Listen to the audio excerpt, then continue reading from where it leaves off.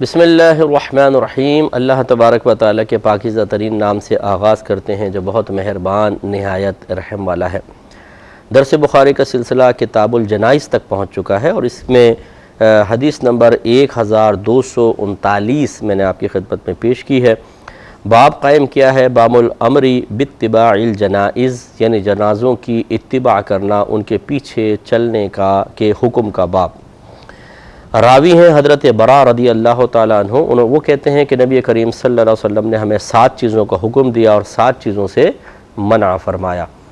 تو میں آپ کو پچھلے پروگرام کے لاسٹ میں یہی سمجھا رہا تھا کہ سرکار اگر کسی چیز کا بعض اوقات حکم دیتے ہیں اس میں کوئی شدت اور سختی مقصود نہیں ہوتی، وہ ایک مشورہ ہوتا ہے۔ اسی طرح بعض چیزوں سے منع فرماتے ہیں لیکن اس منع میں شدت اور سختی نہیں ہوتی، وہ بھی ایک مشورہ ہوتا ہے۔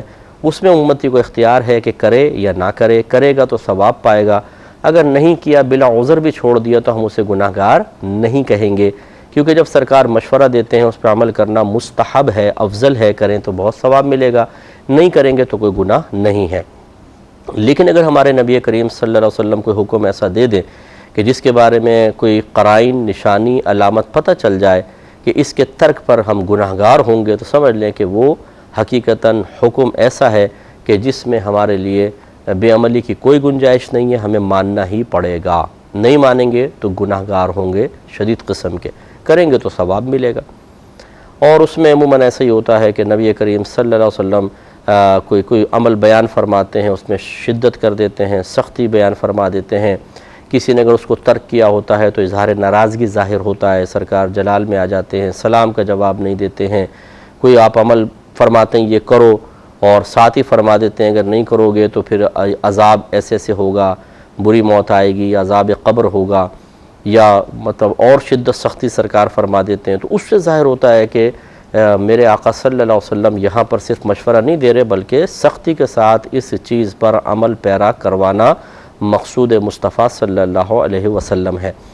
لیکن جیسے میں نے آپ کو پچھلے پروگرام میں یہ بھی عرض کیا تھا کہ ہر ایک کے بس کی بات نہیں ہے کہ وہ حدیث کو دیکھ کر فوراً اس میں اگر سرکار نے بات بیان فرمائی یوں کرو یوں نہ کرو تو ہم یہ فیصلہ کر سکیں، یعنی عوام الناس کی میں بات کر رہا ہوں کہ وہ فوری طور پہ فیصلہ کر سکے کہ اس کا کرنا ہم پر لازم اور ضروری ہے، اس اعتبار سے کہ نہیں کریں گے تو گناہ گار ہوں گے، اور اس چیز سے بچنا لازم اور ضروری ہے اس لحاظ سے کہ نہیں کریں گے، اگر کریں گے تو گناہ گار ہوں گے۔ یہ عوام نہیں پہچان سکتی۔ بعض اوقات بالکل سرکار حکم فرما رہے ہوتے ہیں، لگتا ہے بھئی سرکار نے حکم دیا ہے، لیکن پھر جب ہم دیگر احادیث کریمہ دیکھتے ہیں، صحابہ کرام کے اعمال، اقوال، افعال کو دیکھتے ہیں تو پتہ چلتا ہے کہ تو صرف ایک مشورہ تھا۔ اس لیے علماء اور مفتیان کرام جو ہیں ان کا چونکہ مطالعہ وسیع ہوتا ہے، دلائل شرعیہ اس موضوع سے متعلق عوام کے مقابلے میں علماء کے پاس بہت زیادہ ہوتے ہیں، ان کے ذہن میں مستحضر ہوتے ہیں، وہ ہمیں بتاتے ہیں کہ بھئی یہ اس پر عمل کرنا ضروری ہے، ترک کرو گے گناہ گار ہوگے، اس چیز سے بچنا ضروری ہے، اگر کرو گے تو گناہ گار ہوگے۔ تو اس لیے ضروری ہوا کہ علماء سے رابطہ رکھا جائے۔ میں عوام سے گزارش کرتا ہوں کہ ایسا نہ کریں کہ آپ سوشل میڈیا پہ چلے گئے، کوئی حدیث کسی نے وہاں ڈالی ہوئی ہے، آپ نے حدیث لے لی، کوئی ڈائجسٹ پڑھ رہے ہیں، اس میں کئی حدیثیں آپ کو نظر آ گئیں، آپ نے اٹھا لیں اور اس میں کوئی حکم ہو اور اس کی روشنی میں آپ کہیں دیکھیں علماء گناہ گار ہو رہے ہیں، کیونکہ نبی کریم نے تو یہ ارشاد فرمایا اور یہ علماء ایسا نہیں کر رہے ہیں۔ یا آپ علماء کی طرف بے عملی کی نسبت کر دیں نیک لوگوں کی طرف، دیکھو جی یہ بے عمل لوگ ہو گئے، میں نے خود حدیث میں پڑھا ہے کہ ایسا کرو سرکار نے کہا اور یہ نہیں کر رہے ہیں، کیونکہ یہ مطلب استحباب بعض چیزوں کا ہوتا ہے، مستحب۔ جیسے سرکار نے ارشاد فرمایا کہ جب جو شخص قربانی کا ارادہ رکھتا ہو تو وہ پہلی ذوالحجہ سے لے کر قربانی تک اپنے جسم کے بال اور ناخن نہ کاٹے۔ اب اس میں منع کر دیا سرکار نے، لیکن آپ دیکھ لیں فقہ کی کتابیں اٹھا کے پڑھیں، دلائل کثیرہ سے ثابت ہے کہ یہ صرف ایک مشورہ ہے، سرکار کا کوئی حکم نہیں ہے۔ لہٰذا اگر کوئی قربانی کرنے کا ارادہ کرتا ہے اور وہ ناخن بھی کاٹتا رہتا ہے ان 10 دنوں کے اندر، جسم کے بال بھی صاف کروا لے، کوئی گناہ گار نہیں ہوگا۔ اب اگر کوئی مطلب جس بیچارے کو پتہ ہوتا نہیں ہے، بعض اوقات ایسے ہی ہوتے ہیں کہ یہ جو مطلب کم علم ہوتے ہیں لوگ، یہ تو ہمت کر نہیں پاتے کہ باقاعدہ آپ اسکالر کورس کریں، درس نظامی کریں، عالم بنیں، پھر آپ کچھ کلام کریں۔ کون اس مشقت میں پڑے، بس بیٹھے بیٹھے سب کچھ حاصل ہو جائے، وہ اس طرح کی کہیں پہ حدیث لے کر وہ تبصرہ کرنا شروع کر دیتے ہیں۔ حالانکہ اگر انہی سے دار ادب میں رہ کر پوچھا جائے کہ بتائیے کیا کسی شخص کے لیے یہ مناسب ہوگا کہ اس نے پوری میڈیکل کی بکس وغیرہ نہیں پڑھی، اس نے مطلب باقاعدہ کوئی پریکٹس وغیرہ نہیں کی، کچھ بھی نہیں کیا، تو کیا اس کو اختیار حاصل ہے کہ وہ دوائیوں پر کمنٹس پاس کرے، بیماریوں کے بارے میں وہ مطلب ایپرن وغیرہ پہن کر آپریشن کرنے کے لیے آپریشن تھیٹر میں گھس جائے؟ کہ ایسا کر سکتا ہے؟ لازم بات ہے کہ نہیں۔ اس لیے میں اپنے بھائیوں بہنوں سے خصوصی طور پہ گزارش کرتا ہوں کہ آپ از خود کوئی قدم نہ اٹھائیں۔ اگر آپ حدیث میں کوئی حکم دیکھتے ہیں، حتیٰ کہ قرآن کی آیت میں کوئی حکم دیکھتے ہیں، اس کو بھی یہ نہ کہیں یہ فرض ہو گیا، یہ واجب ہو گیا۔ یہ علماء کا کام ہے کہ وہ احکام نکالتے ہیں اور پھر ان میں درجہ بندی کرتے ہیں۔ جن میں بہت زیادہ شدت سختی ہوتی ہے انہیں فرض رکھتے ہیں، جو اس سے کم ہے واجب، اس سے کم سنت مؤکدہ، اس سے کم سنت غیر مؤکدہ، پھر مستحب۔ اسی طرح جب ممانعت ہوتی ہے تو جب زیادہ سختی سے منع کیا گیا ہو تو حرام، کم ہے مکروہ تحریمی، اس سے کم ہے اس کو اساءت کہتے ہیں، مثلا برائی کرنا، اور اس سے کم ہوتا ہے تو مکروہ تنزیہی، اس سے کم ہوتا ہے تو خلاف اولا۔ 5 درجے کرنے کے سلسلے میں اور 5 ہی درجے ممانعت کے سلسلے میں ہیں۔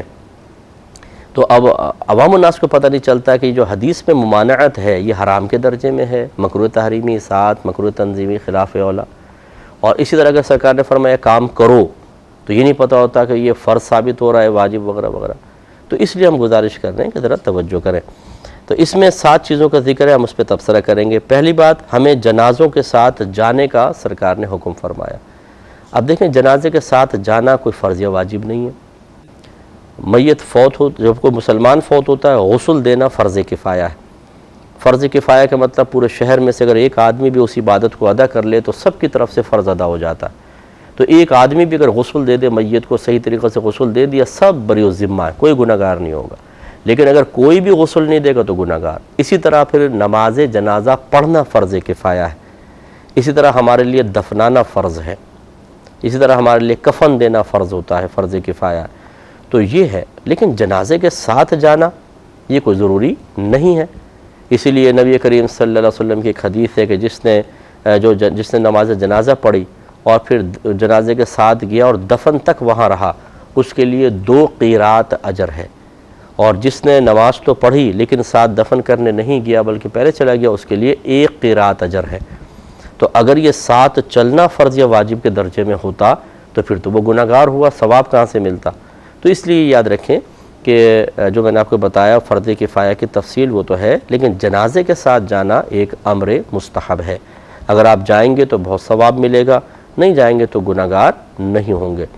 پھر اس میں یہاں ذکر نہیں ہے، یہاں تو مطلقاً فرمایا جنازوں کے ساتھ جانے کا حکم دیا۔ کیا عورتیں اس حکم میں شامل ہیں کہ نہیں ہیں؟ تو دیگر احادیث کریم اگر آپ دیکھیں گے تو سرکار نے عورتوں کو جنازے کی اتباع سے منع فرمایا کہ عورتیں نہیں جائیں گی، منع کر دیا، یا آگے شاید حدیث آ بھی جائیں گی۔ تو عورتیں اس سے مستثنیٰ ہیں، عورتیں جنازے کے ساتھ نہیں جا سکتیں، اور مرد بھی ان کے لیے جانا کوئی فرض یا واجب نہیں ہے، جائیں گے تو ثواب ملے گا، نہیں جائیں گے تو گناہ گار نہیں ہوں گے۔ اب اس کا مطلب یہ ہوا، دیکھیں اس حدیث کو بنیاد بنا کر مثال کے طور پر ایک دیندار آدمی، اس سے کوئی بہت زیادہ کام ہے، محلے میں کوئی شخص فوت ہوا، وہ جنازہ اس نے ضرور پڑھا لیکن پھر وہ کہیں اپنے کام سے نکل گیا۔ اب بعد میں ایک شخص عام آدمی نے اس حدیث کو دیکھ کر اس کو پکڑ لیا پبلک میں۔ یہ جاہل لوگ ایسے ہی کرتے ہیں اپنی بڑائی ظاہر کرنے کے لیے کہ میرا اتنا مطالعہ ہے، وہ بعض اوقات ایسے ہی کرتے ہیں کہ بھئی آپ جنازے میں نہیں آئے۔ تو اس نے کہا جی میرے کام تھا، میں جنازہ پڑھ کے چلا گیا ہے، حالانکہ نبی کریم نے تو حکم فرمایا، جنازے میں ساتھ جانے کا حکم دیا ہے، آپ نہیں گئے۔ اس طرح آپ لوگ عمل نہیں کریں گے، کون کرے گا؟ ارے بھائی، تو یہ اس طرح کے جو بیچارے نادان اور بھولے بھالے لوگ ہیں انہی کو میں عرض کر رہا ہوں، میرے بھائیو بہنوں ایسا نہ کیجئے۔ اب اس شخص کا جانا فرض واجب نہیں تھا، لیکن آپ کا سختی کرنا یہ گناہ ضرور ہے۔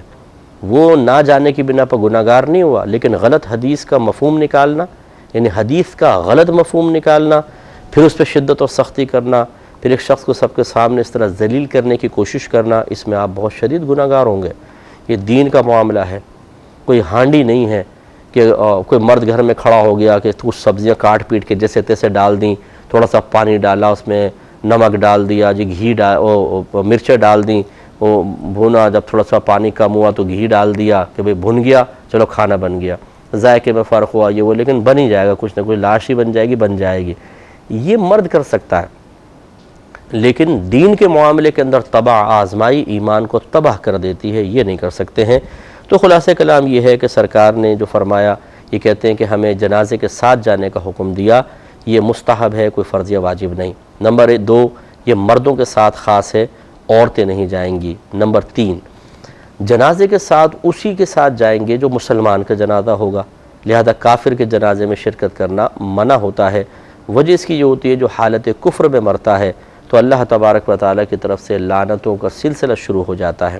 جیسے مومن فوت ہوتا ہے تو رحمتیں نازل ہوتی ہیں، بے شمار رحمتیں، رحمت کے فرشتے آتے ہیں وغیرہ، اور اگر کوئی کافر مرتا ہے تو عذاب کے فرشتے، جہنم کے فرشتے آتے ہیں اور اس سے شدید عذاب ہونے لگتا ہے اور اس پہ لعنتیں اترتی ہیں، تو لہٰذا اس کے جنازے میں شرکت کرنے کو منع کیا گیا۔ تو اس سے مراد مسلمان کا جنازہ ہے۔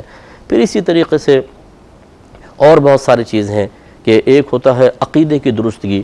اگر کوئی شخص اعلانیہ طور پر برملا آپ کے سامنے غلط قسم کے عقائد، معاذ اللہ، اللہ تعالیٰ کو برا بھلا کہنا، رسول اللہ صلی اللہ علیہ وسلم پہ تنقید کرنا، دیگر انبیاء علیہ السلام کے ساتھ معاملہ بدتمیزی والا رکھنا، صحابہ کرام علیہم رضوان کو گالیاں دینا، اس طرح کے کوئی خدا نخواستہ اگر کوئی فرض کر لے کوئی شخص ہے تو جو اعلانیہ طور پہ اس طرح بدعقیدگی میں مبتلا ہو، اس کے لیے بھی یہ حکم نہیں ہے، بلکہ اس کے لیے تو سرکار نے ارشاد فرمایا، یہ ایک فرقہ بعد میں پیدا ہونے والا تھا جو تقدیر کا منکر ہونے والا تھا، قدریہ فرقہ۔ میرے آقا صلی اللہ علیہ وسلم کی حدیثیں موجود ہیں، آپ نے ارشاد فرمایا کہ قدریہ میری امت کے مجوس ہیں، اگر یہ بیمار ہو جائیں تو ان کی عیادت نہ کرو، اور مر جائیں تو ان کے جنازوں میں شرکت نہ کرو۔ اس سے آپ اندازہ کریں کہ ایک حدیث سے نتیجہ نہیں نکلتا۔ علماء کا کمال یہی ہے کہ وہ مثلا جنازے میں شرکت کرنی نہیں کرنی، اس سے متعلق آیات اور جتنی بھی احادیث کریمہ، صحابہ کرام کے عمل سب سامنے رکھتے ہیں، پھر ان پہ غور و تفکر کر کے نتیجہ نکال کر وہ آپ کے اور میرے حوالے کرتے ہیں۔ بڑی محنت ہے ہمارے اکابرین کی، اور ہم تو چونکہ میری تو یہ فیلڈ ہے، ایک ایک موضوع سے متعلق ایک دو نہیں سینکڑوں حدیثیں ہوتی ہیں، اور کوئی حدیث کچھ کہہ رہی ہے، کوئی کچھ کہہ رہی ہے، پھر قرآن کی آیات، صحابہ کرام کے افعال اقوال، پھر ان کے اندر آپس میں موافقت، مطابقت پیدا کرنا، کس کو لینا ہے، کس کو چھوڑنا ہے، کون سی دلیل قوی ہے، کون سی کمزور ہے، پھر ایک نتیجہ مرتب ہوتا۔ اسی طریقے سے یاد رکھیں، اگر کسی ایسے مسلمان کا جنازہ صحیح العقیدہ ہے، مسلمان بھی ہے، لیکن وہ ظاہری طور پر کوئی بہت بڑا گناہ اعلانیہ طور پہ کر رہا ہے، تو اس میں حکم شرع یہ ہوتا ہے کہ دیندار اس میں شرکت نہ کرے۔ مثال کے طور پہ وہ علاقے کے اندر جوئے کے اڈے چلاتا تھا، معروف ہے کہ یہ جوا چلاتا ہے، شراب نوشی کے اڈے چلاتا ہے، دکانیں ہیں، یا اور زنا کرتا ہے، کرواتا ہے، اور بہت سارے گناہ اعلانیہ طور پہ کرنے والا، اس کے لیے حکم شرع یہی ہے کہ جو حاکم اسلام ہو یا جو بڑے مفتیان کرام ہیں، بڑے علماء ہیں، وہ نہ اس کے جنازے میں شرکت کریں، نہ اس کے جنازے کے ساتھ چلیں۔ وجہ اس کی ہے، لیکن یہ نہیں کہ میں کہہ رہا ہوں کہ اس کو غسل نہ دیں، اس کو کفن نہ دیں، مسلمانوں کے قبرستان میں دفن نہ کریں۔ اگر وہ ان چیزوں کو حلال نہیں سمجھتا تھا تو بہرحال مسلمان ہے۔ اور ہمارے یہ پروگرام آپ جو مسلسل دیکھ رہے ہیں اس میں ہماری گفتگو ہو چکی ہے کہ کفر و شرک کے علاوہ اگر کوئی مسلمان کتنا ہی بڑا گناہ کیوں نہ ہو، اگر اس کو حلال سمجھ کے نہیں کرتا ہے، حرامی سمجھ کے کرتا ہے، اور پھر وہ مر جاتا ہے تو وہ کافر بہرحال نہیں ہوگا۔ جب کافر نہیں ہے تو مسلمان ہے، مسلمان ہے تو پھر اس کے ساتھ مسلمانوں کا معاملہ کرنا ضروری ہے، لیکن کوشش یہ ہونی چاہیے کہ اس طرح جو بڑے دیندار لوگ ہیں وہ اس کے جنازے میں شرکت نہ کریں۔ اس سے لوگوں کو عبرت حاصل ہوگی کہ دیکھو یہ شخص اعلانیہ گناہ کرتا تھا تو مرنے کے بعد عام قسم کے لوگ ہی اس کے جنازے میں ہیں، یا بعض اوقات تو عام بھی لوگ بھی کٹ جاتے ہیں، تو پھر اس کے وہ جو چرسی موالی قسم کے دوست ہیں، 2 4 10 12 20، وہ اٹھا کے اس کو بس قبرستان میں لے گئے اور ڈال کر آ گئے، تو وہ ایک نشان عبرت بن جاتا ہے، اور اس سے پھر لوگوں کو درس حاصل ہوتا ہے، نصیحت حاصل ہوتی ہے، اور لوگ گناہ سے بچتے ہیں۔ اس کے برعکس اگر ایک ایسا کوئی شخص جوئے کے اڈے چلانے والا مرے، اور بڑے بڑے شہر کے، میں فرض کر رہا ہوں کہ بڑے بڑے علماء، مفتیان کرام آ گئے، نیک لوگ، پرہیزگاروں کا مجموعہ ہو گیا، آپ خود بتائیے کیا کسی کے دل میں ان چیزوں، گناہوں سے متعلق نفرت پیدا ہوگی؟ بلکہ وہ کہیں گے یار یہ تو بڑی عزت سے مرا ہے، تو بھائی ٹھیک ہے، ہم بھی کچھ کرتے رہتے ہیں، اللہ تعالیٰ ہمیں بھی عزت دے دے گا۔ یہ ذرا توجہ طلب بات ہے۔ اس لیے اگر کوئی اعلانیہ طور پر کوئی گناہ کبیرہ کر رہا ہو تو دینداروں کو اجازت ہوتی ہے کہ وہ ان کی نماز جنازہ میں شرکت نہ کریں اور جنازے کے ساتھ نہ جائیں۔ نبی کریم صلی اللہ علیہ وسلم کا بھی بعض حضرات کے جنازے نہ پڑھنا ثابت ہے۔ جیسے ایک شخص تھے، انہوں نے کسی سے قرضہ لیا ہوا تھا، نبی کریم نے فرمایا کہ کیا ان پہ کوئی قرض ہے؟ تو عرض کی کہ جی ہاں فلاں شخص پہ قرض ہے، تو سرکار نے فرمایا تم ہی اس کی نماز جنازہ پڑھا لو۔ یہ تو بعض اوقات ایسا ہوا ہے کہ میرے آقا صلی اللہ علیہ وسلم نے صحابہ کرام علیہ، یہ معاذ اللہ کوئی گناہ کبیرہ کی مثال نہیں دے رہا ہوں، میں اس کی مثال دے رہا ہوں کہ بسا اوقات خود نبی کریم صلی اللہ علیہ وسلم سے ثابت ہے کہ آپ نے کسی فعل کی قباحت کو اس طرح بھی ظاہر کیا کہ بھئی یہ مناسب فعل نہیں تھا، ایسا نہیں کرنا چاہیے تھا، تو آپ نے اس طرح عمل کر کے دکھایا ہے۔ تو اس لیے اچھی طریقے سے ان باتوں کو ہمیں سمجھنا چاہیے۔ اچھا، پھر اگر ساتھ جانے کا حکم دیا ہے تو اس کے کچھ آداب اور احترام ہیں۔ جنازے کے ساتھ جائیں تو نصیحت حاصل کریں، عبرت حاصل کریں، اللہ تعالیٰ کی رضا کے لیے جائیں، کیونکہ جنازے کے ساتھ جانا بھی بہت بڑی نیکی ہے، کیونکہ سرکار نے حکم دیا، آپ اس حکم کی تعمیل کریں گے آپ کو ثواب ملے گا۔ تو پہلے تو نمبر 1 اللہ تعالیٰ کی رضا کے لیے جائیں۔ اس لیے نہ جائیں کہ ارے یار رشتہ دار ہے نہیں جائیں گے تو خاندان میں باتیں ہوں گی، یار یہ آفس میں کام کرتا تھا، لوگ کہیں گے یار دیکھو دوست مارا تم آئے بھی نہیں ہو۔ صرف لوگوں کے منہ بند کرنے کے لیے، اپنے آپ کو تنقید سے بچانے کے لیے مرے دل کے ساتھ آدمی شرکت کر رہا ہے، ثواب نہیں ملے گا۔ اللہ کے لیے ہونا چاہیے، اللہ تعالیٰ کی رضا کی خاطر، اور خوش دلی سے جائیں، مرے دل کے ساتھ نہ جائیں۔ خوش دلی کا مطلب یہ نہیں کہ پھدکتے ہوئے جا رہے ہیں، مراد میری یہ ہے کہ تنگ دلی کم از کم نہ ہو۔ صدمہ احساس ٹھیک ہے ہوتا ہے سب کو، بعضوں کو اتنا زیادہ صدمہ نہیں ہوتا، لیکن کم از کم یہ تو نہیں ہے کہ ہم ساتھ جائیں تو ہنسی مذاق ٹھٹے کرتے ہوئے جا رہے ہیں، غلط ہے۔ تیسری چیز پھر وہی کہ آدمی نصیحت اور عبرت حاصل کرے۔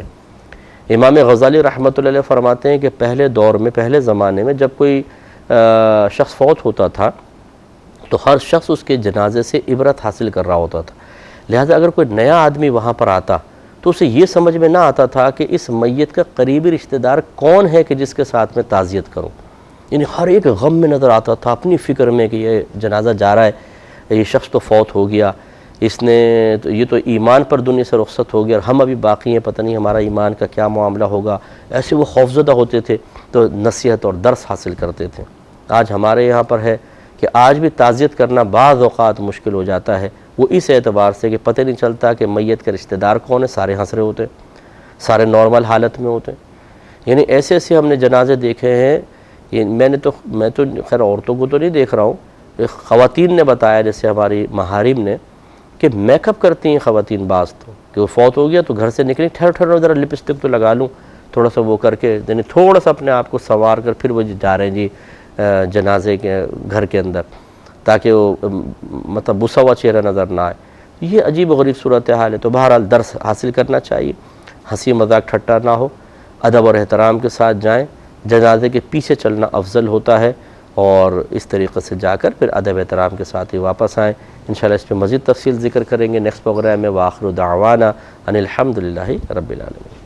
اللہم صلی علی محمد وعلی آلہ وصحبہ